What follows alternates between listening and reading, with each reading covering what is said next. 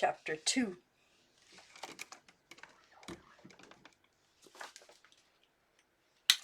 Doña Aurora had her daily reception, and in the afternoon nothing less, indeed, than a 5 o'clock tea, as the society reporter would say, only without the tea or the wish for it, for she had offered anything to her guests. The Senora de Pardinas, who was very old-fashioned in her ideas, would undoubtedly have selected some good slices of ham or the like substantial nourishment.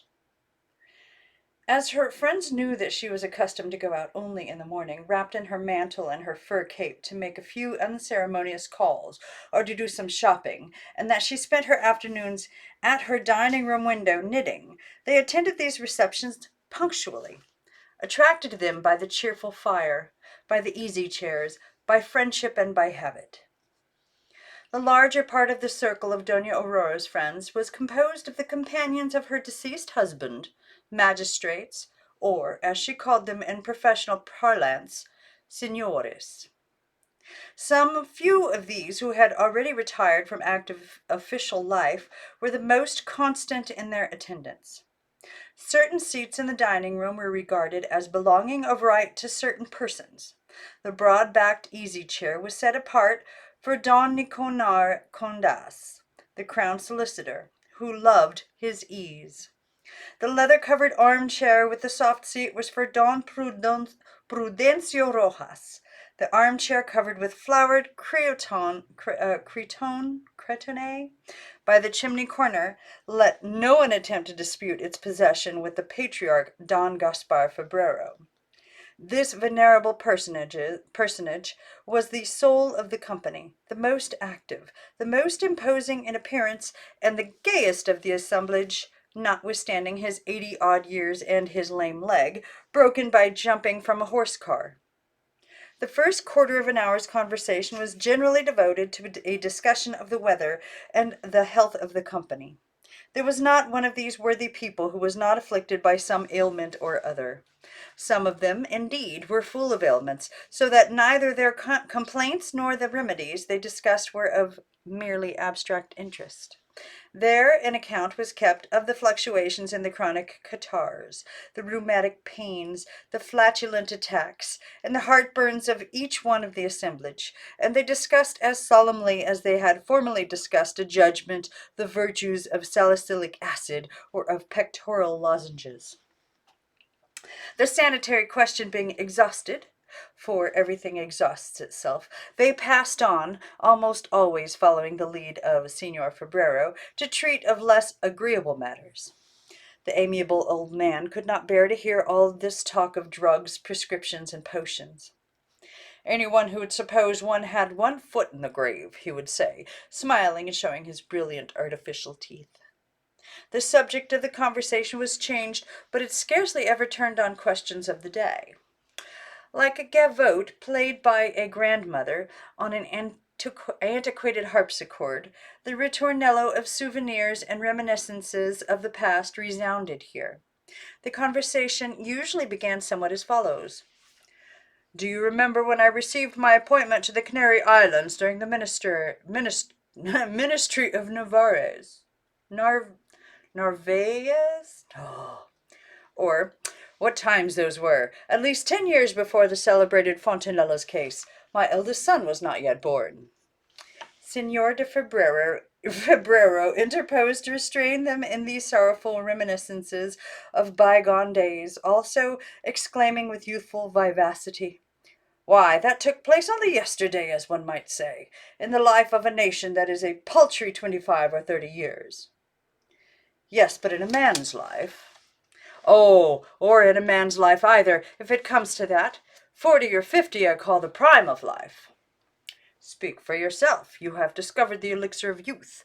You are as fresh as a lettuce, but the rest of us look like parchment. We are only fit to be wheeled out in the sun." With his crutch between his knees, Don Gaspar laughed, and as he shook his head the silvery curls of his wig shone in the light. I regret to be obliged to pay tribute to descriptive truth by stating that Signor de Febrero wore a wig and false teeth. But it must be added that their falseness was so true that they were superior to the genuine articles and would deceive the sharpest eye. With exquisite taste and consummate art, the old man had had his wig made of hair as white as snow, and the coronet of light white curls that encircled his ivory brow was like a majestic areola, very different from the thick forest of hair with which would-be young old men persist in striving to repair the irreparable ravages of time. In the same way, the teeth, skilfully imitating his own, somewhat uneven and worn, with a gap on the left side, would have deceived anybody. With his beautiful hair, his smooth-shaven face, his regular and still very expressive features, with his pulchritude and dignity of mien, Don Gaspar reminded one of the heads of the 18th century as they have come down to us in miniatures. It seemed a pity that he should not wear an embroidered satin coat. The cloth coat did not suit him. Even the ebony crutch, with its blue velvet cushion, served to enhance and complete the commanding dignity of his presence. With the gallantry of a bygone age, Don Gaspar, the moment a woman appeared in sight, was all ardor, and honeyed speeches flowed from his lips. Even to Senora Pardinas, who was altogether out of the lists, he did not neglect to pay attentions that were lover-like and gallant rather than merely polite. It gratified the vanity of this old man, who wore his old age so serenely and so gracefully, to hear his companions, all infirm, all asthmatic, all with their chronic colds and coughs, all visibly bald, say of him enviously, "This Don Gaspar is wonderful. He will live to bury us all."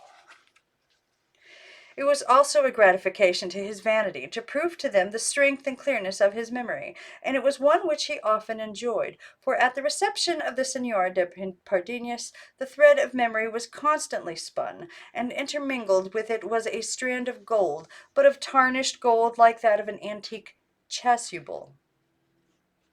Don Gaspar's memory was a sort of wardrobe in which were sorted away among perfumes, duly labeled and classified, events, names, dates, and even words.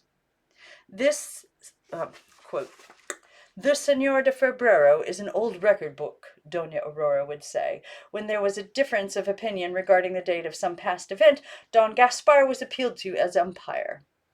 "Isn't it true, Senor de Febrero, that the Zaldivar case at Seville was decided in the winter of '56?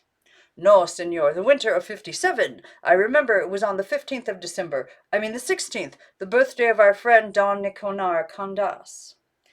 "But good heavens!" exclaimed Don Niconar, when this was related to him, "it is not right that anyone should be endowed with a memory like that. If that infernal Galician does not remember even the date of my birth, I think that I can never remember myself. As nobody is going to steal any of my years away from me, I don't see the use of keeping so exact an account of them." Don Niconar Candas, a retired Asturian from Oviedo, suspicious and conceited like all his townspeople, as biting as pepper and as sharp as a thorn, afforded much amusement to the assemblage through his disputes with Senor de Febrero, whom he opposed systematically, without consideration for his patriarchal privileges or respect for his honorable seniority. The better to confound his adversary, Candas adopted a singular method, which was not without humor.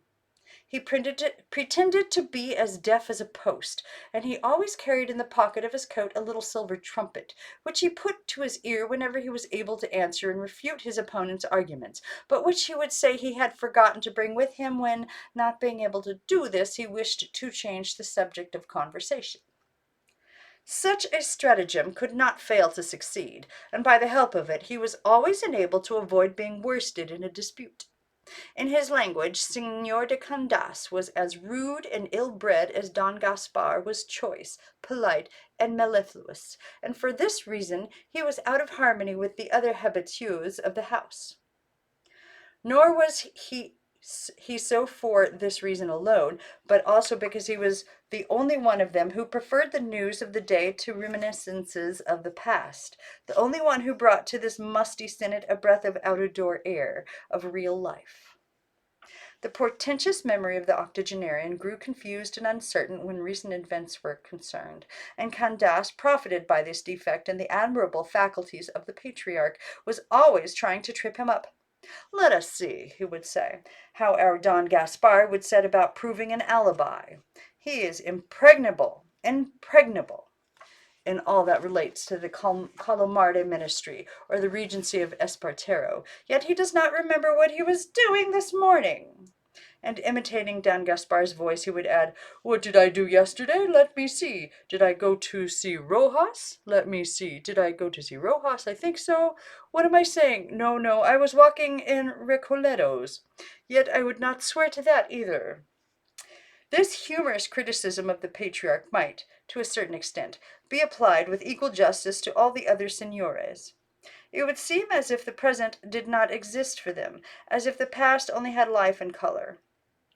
They discussed the news of the reporter, Don Nicanor, for a few minutes, the pessimism that is characteristic of old age. Then they resumed their progress up the stream of time, plunging with supreme satisfaction into the fogs of vanished years.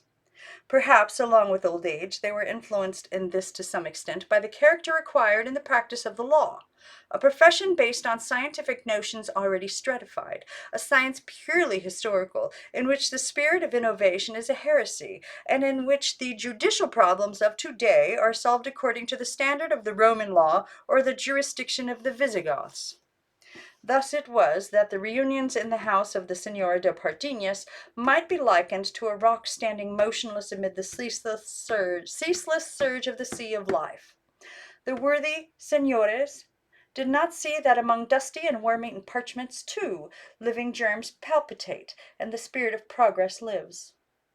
Clinging to vain formulas, they fancied they were the custodians of a sacred liquor, when only the empty vase remained in their hands. And, treating of innovations, they placed in the same category of heterodoxy the use of the beard, inferior courts, trial by jury, and the revision of the codes.